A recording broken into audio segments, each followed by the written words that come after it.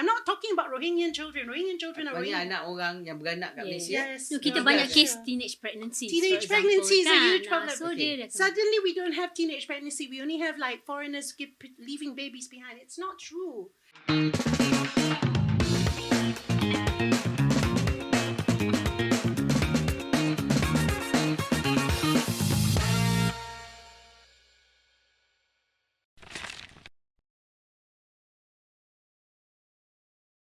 Bismillahirrahmanirrahim. Assalamualaikum warahmatullahi wabarakatuh. Selamat datang kepada program bahagian hal Undang-undang Jabatan Perdana Menteri. Program ni disebut sebagai program Cikgu Undang-undang. Yang cikgunya adalah saya. Okey, bersama kita pada hari ini ialah Dr. Farah, Nini, Dusuki, Pesuruhjaya Kanak-Kanak, Child Commissioner, SUHAKAM. Dan kemudian Dato Hartini yang terkenal, co-founder Yayasan Chow Kit, aktivis kanak-kanak. Selamat datang. Lagi 3 jam akan adanya undang-undang kepada pindaan perlembagaan bersejarah dalam banyak aspek.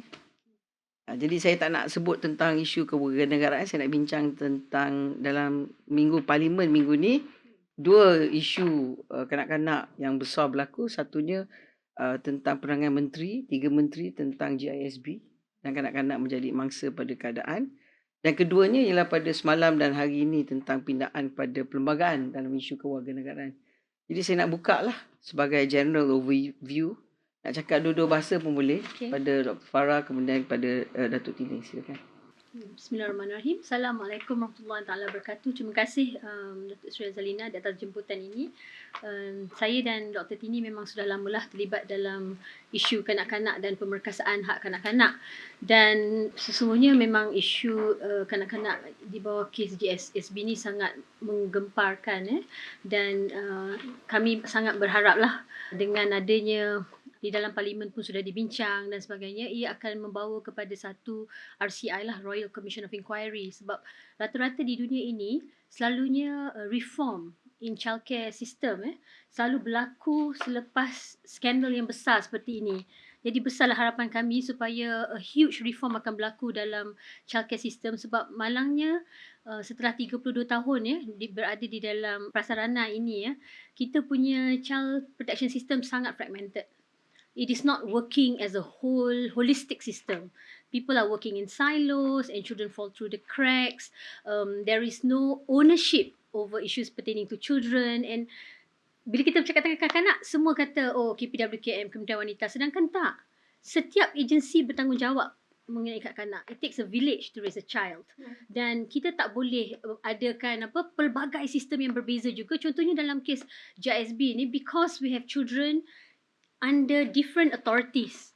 Jadi that's how children fall through the crack. Ada yang welfare home di bawah JKM, ada yang welfare home di bawah Kementerian Pendidikan, ada yang di bawah state authorities. So at the end of the day, who's really monitoring these children? You know, who is saying that, look, are these children safe?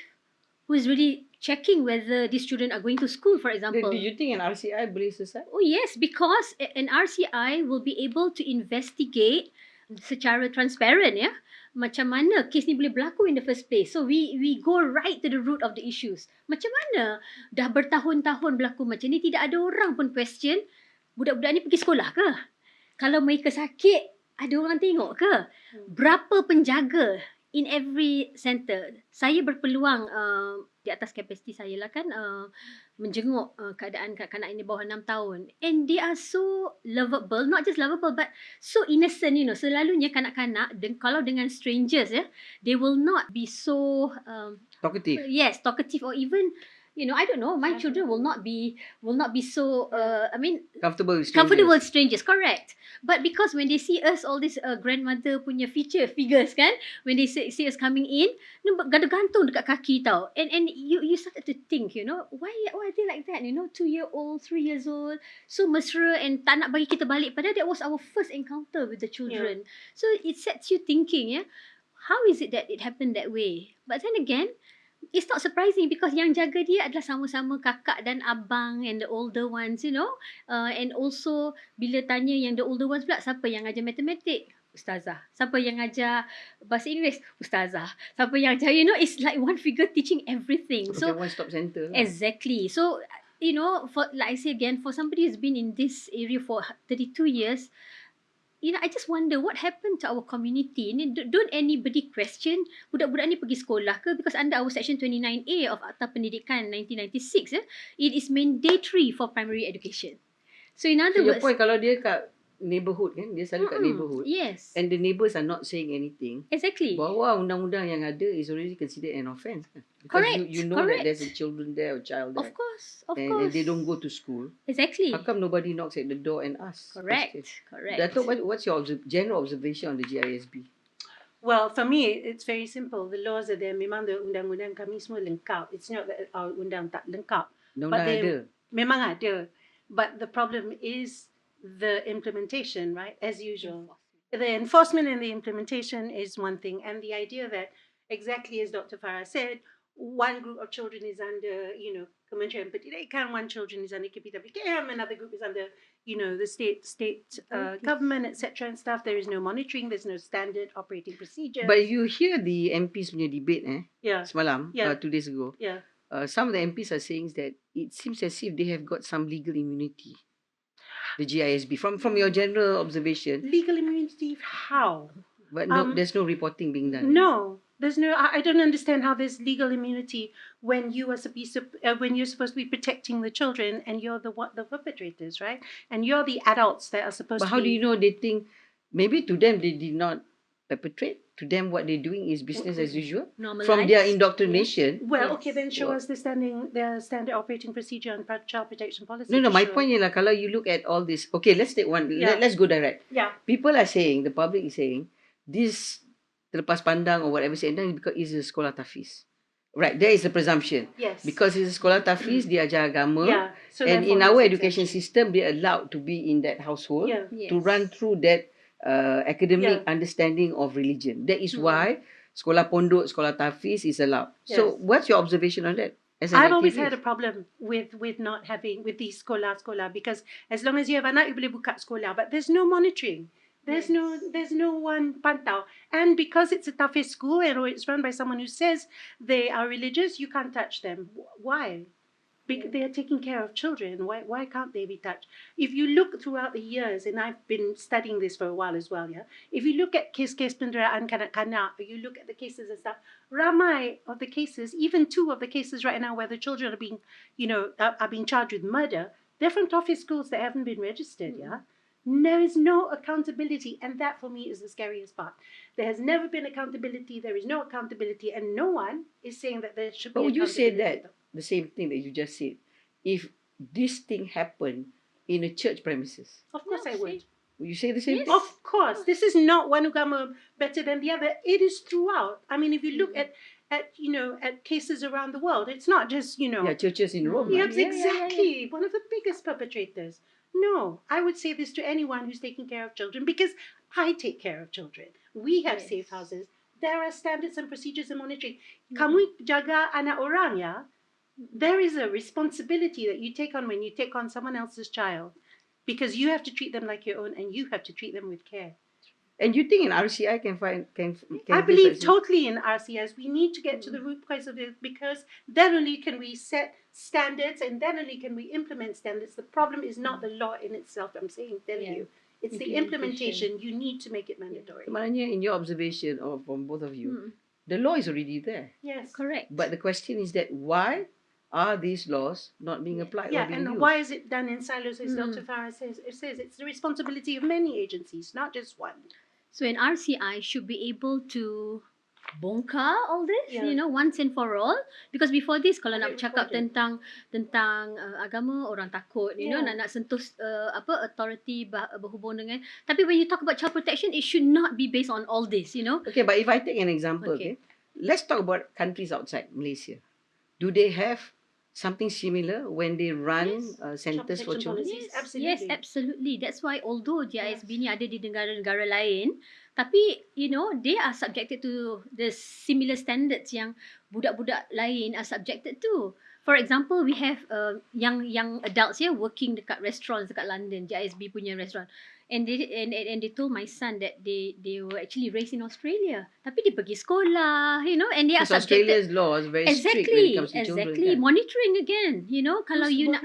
Yes, kalau you nak ada a form of welfare homes ke apa, you need to apply stringent. And actually, to be fair, it is actually quite stringent here as well by JKM, because I run a school for Down syndrome, for example, and they come and check. Nak dapat pengesahan pun took 2 years. Ada je yang benda yang daripada bomba lah, daripada from all aspects keselamatan. Kenapa when you come to this scenario, correct, a lot of things are not done? Let's take the case of yang berlaku dekat Tafiz yang terbakar dekat Keramat few years ago, remember? Yes.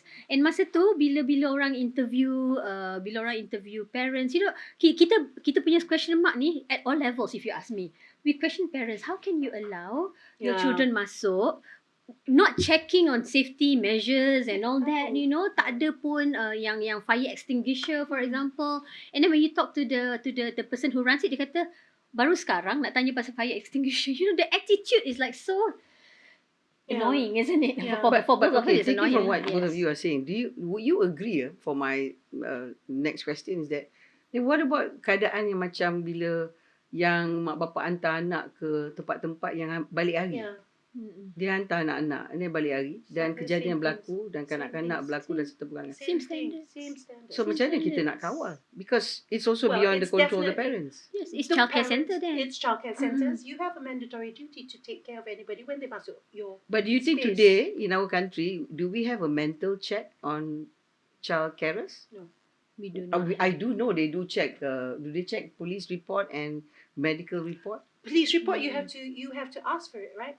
Medical report? Tak ada. So, okay. Now, okay, then we take one hand, the authorities that allow the licensing don't ask for all this document, betul? Parents that send their children, would they not ask for it? If I have my daughter, I would send. Of course. I would find out whether betul, legitimate, license, But we know mental. better. We know better. That So, kita punya argument ialah, we need to make sure that the information is out there for the public to understand what is going so what, on. to educate parents, to Absolutely. inform them. We have a duty. We have a duty as a community that knows to be able to disseminate the information to everybody else who doesn't know, right? Say before you send your child to a daycare center, before you send a nursery, before you send a child to a Tafiz school, and we have to say it everywhere. This is what you need to look for. Kalau tak ada, jangan hantar. Kalau tak ada duit, kami kena tengoklah other alternatives. The other issue is, with a lot of the daycare centers and Tafiz schools and welfare homes, there is so little people can afford. People cannot afford daycare center. Memang tak mampu. RM450 seorang nak pergi daycare center mana? If you make RM800 satu bulan, like a lot of my single mothers, nak hantar anak pergi daycare, taska, RM400 memang tak mampu. There is no way, tak cukup makan. Where? We don't have enough daycare centres. If you look around KL, don't need to go into the kampung. Look around KL. You look at all the poor areas, Chow Kit, Sedang, Ceras, Selayang and stuff. Tak ada taska dengan tadika ya. There are no Ceras baby god. Tadika dengan taska tak ada, playground pun tak ada.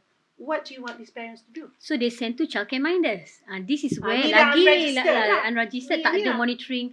And in fact, we have KPWKM, most ministries right smack in Putrajaya, but Putrajaya has among the highest rate of the hospitals getting cases whereby children die, choke dengan susu lah, whatever, because they send to childcare minders dekat rumah, Yes, I mean, it's not a matter of law.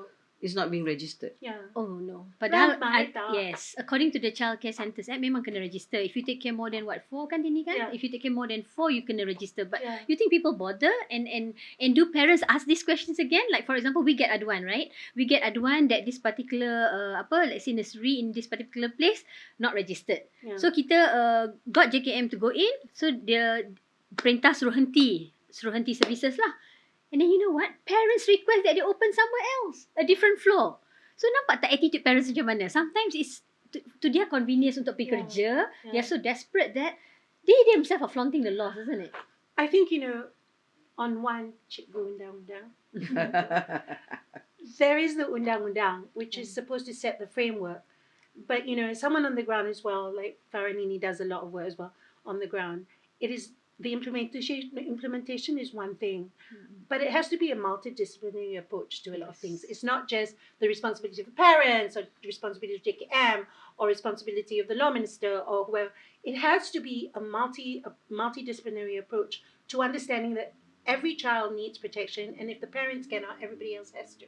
So maknanya kesimpulan kita lah dalam kes ni ialah community must play a role. Absolutely. Neighborhood must play a role. Absolutely. So Ini kalau bukan- the whole community can come up with a movement or bergerak sekali mempunyai kesedaran, these things won't happen. Tu dulu. Absolutely. Yes, Kita punya correct. keluarga banyak duduk dalam satu kampung and Betul. everybody look out for each other. Yes. Yeah. Now Sekarang everybody tak ada. pergi Kita kerja kena balik. hidupkan And you expect balik, the government to do yes. everything. Yeah, and I'm Correct. like, no, you all have your job to play as well. You nak minta polis, nak minta, menteri. I'm like, Tapi No, sebenarnya kan cannot. under the act pun ada wujud prasarana sebegini. Since 1991 kita ada child protection teams, Yeah. pasukan perlindungan kanak-kanak. half of them are gone already. Yes, tak tapi ada. again lah kita ada mekanisme, tetapi untuk jalankan mekanisme ni still tertakluk kepada pelindung yang di daerah. Pelindung is from JKM. Now this pelindung dialah yang save child abuse cases. Dia ni lah yang They give out pergi check. food Yes, baskets. yes, correct. Dia lah pakai macam-macam topi. Lepas tu you expect dia untuk gerakkan pasukan perlindungan kanak-kanak, which is actually community based. Maknanya you can get your imams in, you can get your multidisciplinary like Tak Tini kata. mencukupi lah kan. Tak mencukupi lah. But it's yeah. also really, honestly, a priority. Are children a priority in this country? My answer is no. You look at the fact that we're in Parliament now talking about two important issues, on the amendments and the GISBH case, and I say this is because we don't make children a priority. Kami jaga anak-anak kami sendiri, tapi kalau bukan anak kami, not our problem. And this is our problem. And Sekarang jaga, Now it's our yes. problem. So now bab kewarganegaraan ni macam mana? You're talking to one of them who memang membantah the amendments to what is happening, and we are praying that the MPs and all vote with their conscience and not along party lines. What upset you the most? What upsets me the most, besides the fact that MPs are saying that it's great, is the fact that it's not great and that you're leaving children behind. If we are so concerned about following the UN SDGs and saying that we leave no one behind, we're leaving thousands of children behind. Not only that, just because you pretend that they do not exist doesn't mean they're not there. Yeah? And you're going to actually not create something that's better. You're actually creating something that's worse, because the minister now is going to get rid of this backlog and create room for even more backlogs, because there are going to be more children coming forward to apply or not even be able to apply. Now what you're going to do? Better build more schools, better build more prisons. So what would be your solution? I would If suggest, you were the minister? I could never laugh. But if I had a say and if I had a channel to the minister, I would say to the minister, please go back to PSSE, please set up a special committee to be able to review the regressive amendments, but push the mother's amendments through, because that's a good one. But the rest of it, no need to package bundle. Really? We don't know enough. Why are we rushing these amendments? I tak faham. So decoupling would have been better. Oh, the decoupling's the best. Please, I'm hoping that minister is this going to be played today? No. I don't know.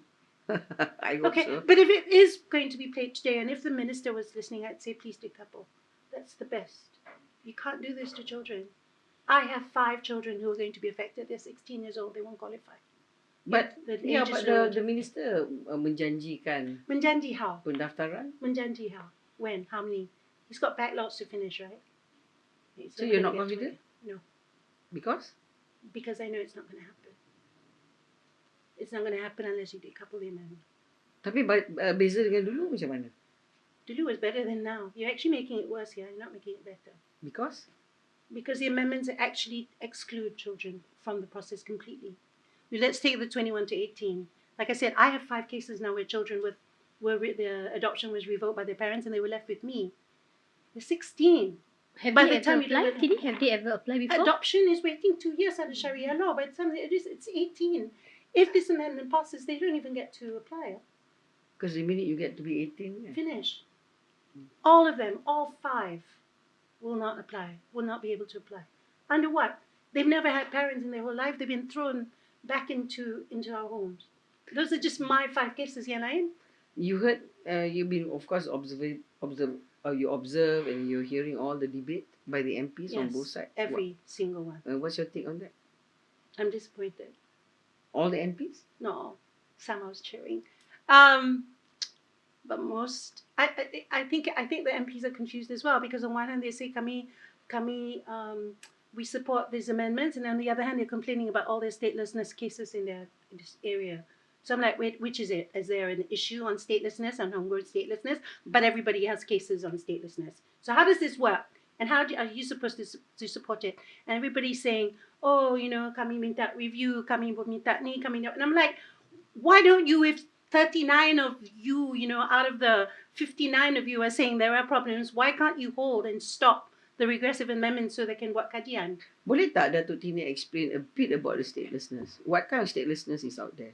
Saya rasa mungkin public is a bit confused between immigrants, between statelessness. Yeah, but immigrants with passport. I mean, take them through lah. Okay. Saya kan cikgu undang-undang. Okay, cikgu macam ni, cikgu. Cerita dia macam ni. Ada anak terdampar. So cerita terdampar tu macam mana? Anak terdampar, people give up their child for baby dumping. Let's do baby Tapi dumping. anak yang terdampar tu dah ada surat beranak? Mana tak ada. Kalau they leave the child, memang tak ada surat beranak ya. I'm not talking about Rohingyan children. Rohingyan children are Rohingyan. Rohingyan. Anak orang yang beranak kat Malaysia. Yes. No, kita banyak case teenage pregnancies. Teenage pregnancy is a huge problem. So dia Suddenly we don't have teenage pregnancy. We only have like foreigners leaving babies behind. It's not true. Ramai yang baby yang anak terdampar ni are actually our children. But we use that argument. That's why the founding's provision was dropped. Yeah, we use that document. We use that because we had data. So now is anak terdampar. Okay, so anak terdampar, right? So they got adopted by someone, okay? Legally adopted, etc. Then they decide, I'm giving you one case, actual case. Siapa? Well, then they decide they don't want the child anymore. Tak nak. Sebab dah kahwin orang lain, the husband tak nak this child. So they threw the child, who was 13 years old, and she was 10 at the time, 10 in a Tafiz school, left her there during the pandemic. I didn't see the message until a year and a half later. So she's been in the Tafiz school for a year and a half, 11, 3 days after her 10th birthday. So I go get her with JKM because I cannot go into the home. So I asked JKM to go and get her, right? Adopted mother, revoked the adoption, left her in there. No papers, no birth certificate, no nothing. She's 15 now. 15, she's going to be 16 this year. What am I supposed to do with her? And these are the children. You want to say whether she's Rohingya or not. She was brought up by Malaysian. She was adopted legally by a Malay mother who didn't want her anymore. What do I say to her? I have another child. Same thing. Adopted by this Chinese family. Turns out the mother is Indonesian, they say, but don't have any documents, nothing. Father brings him up. Chinese father dies during COVID. He's 16. Then you want me to adopt. Okay, to adopt, to apply. Sharia lost his 2 years for adoption. He's going to be 18. Am I going to apply? What am I going to apply? And he's been without a family, yeah? And the only family he knows is Chinese. But because now the father died, and what happens to him? He's lost his identity. He's lost his nationality. He's lost his father. And now he's going to have no country, no nothing. Just simply because. And these are not special cases. I've got so many cases. And that's just me. And so when we say anak terdampar, it is not anak Rohingya, anak purposely put here so that they can come back and claim the child. Nonsense. And besides, our laws and our federal constitution is such that no one can claim and come in and pretend citizenship. As the minister says, anugerah, right? So you can't simply give adults just because you show up and suddenly say you're the real anak bapa kandung. That's not how it works. There are safety nets in place to ensure that no one who is not Malaysian gets to apply for citizenship. You can't even pick up the Borang 19B from JPN just like that. I actually have to go with a lawyer to get for the child to be able to even pick up an application for 19B. It's impossible for a non-Malaysian to go get an application for. You don't trust the system? I think the system is completely broken, and it's stacked up against anyone that is deemed as a not viable option to be a citizen. And I think it is stacked up against children who have nobody else. And but what about this narrative about, these are all children from illegitimate relationship, and if we recognize we are encouraging illegitimacy? How are you encouraging illegitimacy? The fact that you leave them and you don't let them go to school and you don't give them health services and stuff is reason for you to get these children to have more children who are not illegitimate. The thing is, you don't recognize them. You give them nothing. We will suffer in the end. I will be seeing them in Henry Gurney. I will build more prisons because you're not going to allow them to go to school. So build more prisons. Unless you put all of them on a boat and ship them out to an island somewhere. Our children, we answer lah. These are our children. These are not foreign children. Please, let's not mistake that. But the minister is giving undertaking. To whom? To himself. Good In luck. Parliament? Good luck.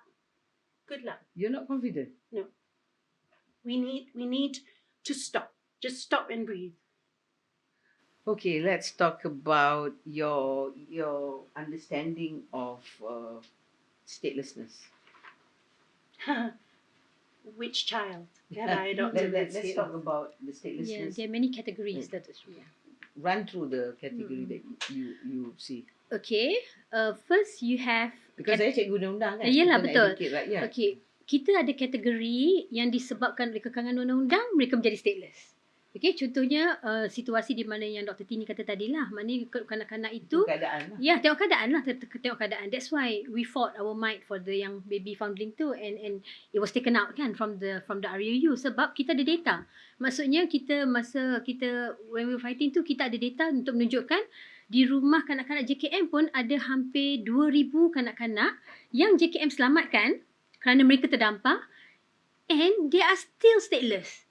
How is that possible? I mean, how more Malaysian do you want them to be sedangkan mereka dibesarkan di institusi di bawah kerajaan Malaysia? So, argue, they become. Kalau tidak, nanti when they reach 18 kan, they are given one plastic bag, habis and gone that's lah. it. That's it lah. Three pairs of clothes and that's it. Kita tak ada aftercare system. I mean, kita ada aftercare dalam akad kanak baru masuk in 2016, tapi the system is not fully in place yet. So kita tak ada macam bantuan. So the thing is, if you don't have that, itu satu kategori ya. So satu kategori, that one is saved. The other one is of course, you mentioned just now, illegitimate children. Again, it's not their fault. Tetapi sebenarnya safeguard ada. Sejak zaman Tun Razak lagi, I can't remember, was it 1962 or 1965, di mana perkara 15 capital A dimasukkan untuk jadi safety net. You know, for any children yang could be stateless, you apply Article 15A. And if you read Hansard kan, memang in all his wisdom, Tun Razak kata, a child, should not be left stateless through no fault of his, and therefore it is a duty of the government to recognise that. So this is Kuasa Menteri. So that one is registration. Itu ada dua ni lah. Yeah. Satu yang automatic, satu yang registration. So this Article 15A is via registration. So itu budi bicara. So yang kita fight sangat hari tu yang founding was because founding ni di bawah Perlembagaan Persekutuan dia automatic. Tapi dalam keadaan dia automatic pun, it is so difficult. Exactly. It is not really automatic lah in that There's sense. no such thing. My daughter's kononnya automatic because saya nak terdapat jumpa jual beli it's baby selling fake papers. Okay, I didn't get that, but a lot of these things. 11 years. This is with citizenship. She's entitled to it under this thing. 11 years.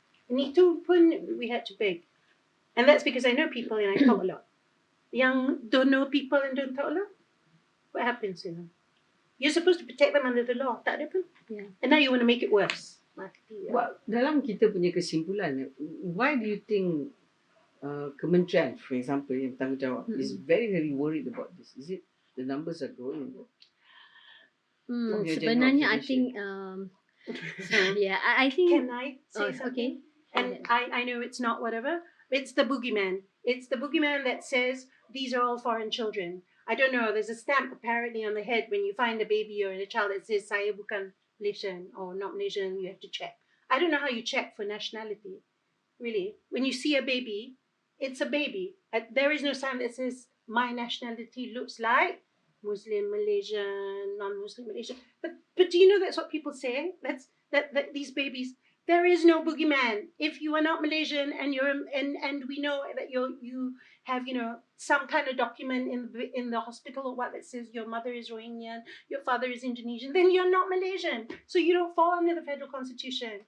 So what are you saying? If you find a baby on the street, there's a baby on the street. There are no documents. Therefore, under the Child Act, you have to protect the children and give and assume that the child is someone that needs help. This is another bigger problem. Child Act does not discriminate at all. It Child says Act is any great. child. It doesn't discriminate. Yeah. But unfortunately, left, right, down, centre, this question warga negara atau bukan warga negara. We have a very sad tragedy dekat I think in Pahang some years ago, di mana a Rohingyan child was missing. So the mother lodged a police report, and the response was that kita tak boleh alert masa tu it was called Nurin alert, I think, because of the case of Nurin Jazlin kan, kita tak boleh alert because dia bukan Malaysian.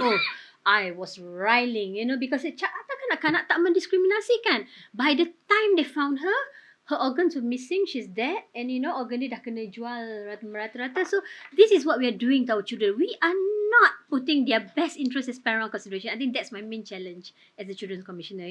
Kita tak, whether you're a parent ke apa, I think generally adults are not putting children best interest as primary consideration. Article 3 of the Convention on the Rights of the Child. Kalau everyone, MPs, parents, guru meletakkan ini sebagai tampuk pertimbangan, I don't think we have the kind of cases, horrifying cases that we hear almost on a daily basis now, isn't it? Kadang-kadang takut nak check, Missing child. I was listening pagi tadi kan punya debate, right? 700 lebih. It makes tiap hari 2 orang kanak-kanak hilang. My goodness.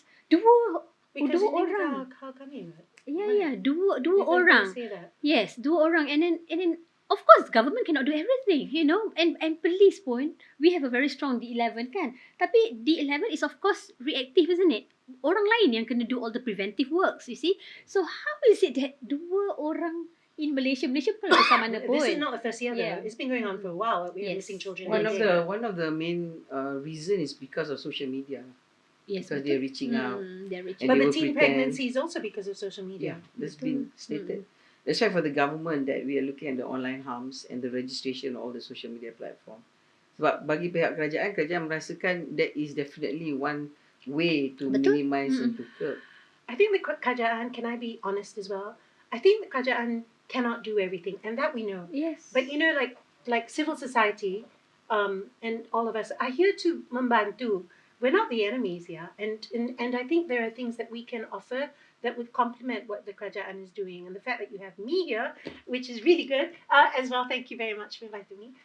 It's nice, but there are things that we know or we can help share, experiences that you don't get to see because you're not on the ground every day. Yes. That's why I think I do the balance. Because you're busy with other things I am as the well. bridge, right? I'm the bridge because now the GISB children I know CSOs are angry because they are not allowed in and all that. But we've got to be realistic. These children are under court orders, and even I cannot simply go in.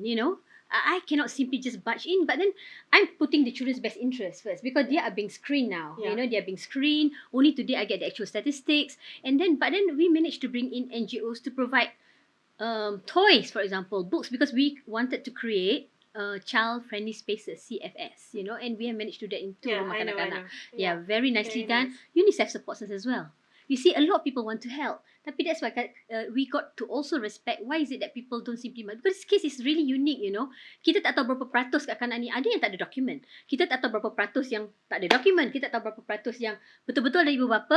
Kita tak tahu berapa peratus yang parents dia GISB. Ada yang tak tahu pun, tak pernah jumpa pun mak bapak dia. You see, so many categories, so it's baffling. But then it goes back, then it's connected to the amendments as well, because some of these kids, we can't trace their parental lineage and stuff, and they are at risk of statelessness. And I'm sitting here going, no, actually, this is really good. I need to qualify that a bit because I was in a meeting with the doctors, and sebenarnya dia kata mak-mak ni, in their 30s, they're already having like 7th pregnancy, 8th pregnancy. So, document memang boleh trace because mothers in Malaysian.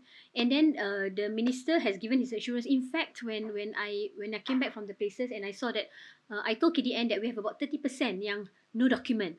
So immediately, he sent JPN. The minister sent JPN in. Yeah, Minister KDN lah. Because JPN is under him. Okay. Yeah, he sent Jabatan Pendaftaran Negara to ensure that to locate their documents. Sebab diorang ni mother dia Malaysians. There's no question about it because GISB kan they are all Malaysians. And then the doctors say memang you can trace because bila diorang bersalin ke hospital, setiap hospital akan keluarkan surat yang mengesahkan kelahiran. You see, so you can confirm that. Cuma whether they take that surat and daftar and buat surat, that's a different level lah. That's different, but but the fact that you can trace the adoption mothers under federal constitution. So the good thing is that they don't really bother because hari tu ada orang bising-bising kata, oh now dia illegitimate, now dia anak tak sakarah. No, dia kata it doesn't matter. KDN kata as long as mothers dia Malaysian, automatically under federal constitution, they are Malaysian citizens. So alhamdulillah that part is like solved lah for Tapi rasanya kesimpulan kita ni ialah definitely bab JSB or any other organisation or any organisation, state or at federal government level, companies ke, if they are setting up anything that has to do with children, there must be a certain guidelines. Yes. They And must it must be very strict. And Yes. agencies at the state level or local council cannot simply keep pushing. They should be more on like an Amber Alert lah, more Betul. on sensitivity alert if children is involved. Tapi kena ada one single oversight authority kan. Yes. Kena. Well, these some kind of I believe, committee. that's why I think Yeah. the Child Commissioner's Office, Yes. OCC SUHAKAM, must move, mesti bergerak lebih aggressively, menunjukkan lebih kepada SOP yang perlu. Betul. Sebab kadang-kadang masalah kita ni banyak orang menganggap bahawa sebab kadang-kadang saya rasa sebab children are all voiceless kan. Yes, People correct. just melanggar. We are memang voice of children, tapi we cannot create SOPs, Datuk Seri, di mana authority-nya bukan kami. You know, that's why kita But kena to ada guide RCI. the Yes, to guide authorities boleh. to That's They what have we to are listen, doing. but Yeah, compel them to yes, listen. that's what we are doing. Yeah. That's what we are doing. Under the SUHAKAM Act, kita boleh advise. But sama ada dia dengar, itu tak ada, sorry lah. dia tak ada But compulsion. of course, I also would take into opportunity after this week sessions to get all the NGOs for children and OCC to have a session with the MPs and senators. Yes, that would be Guide amazing. them on the laws out there, explain to them so that they can being the so-called Betul. oversight personality kat kawasan. Yes. And also kat adun-adun. Maybe Betul. this is a very important We awareness just set on the program. APPGM on child rights here in Parliament, right? So we're waiting to get the approval and stuff.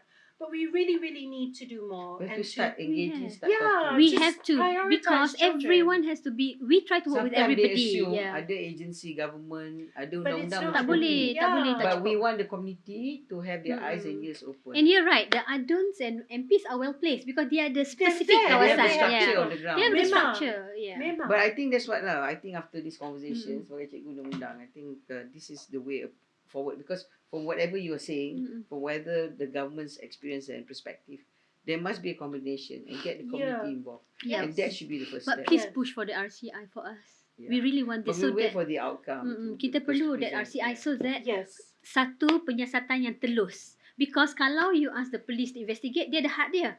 You ask the JKM to investigate, ada hak dia, you know. Tapi kalau ada RCI, then you can go to the federal, to the state authorities, you know. So they tak, We need that RCI. We need that RCI. And Yeah. then again, in reference to the kewarganegaraan, which for me, we have to figure out on the punya banyak is on peraturan. No, it's not over yet. I mean, this is what SUHAKAM is pushing as well. I mean, involve us in the, because one thing I think a lot of people don't know is that they have the kaedah kewarganegaraan. It's actually thicker than the federal constitution, and that has got statutory implications.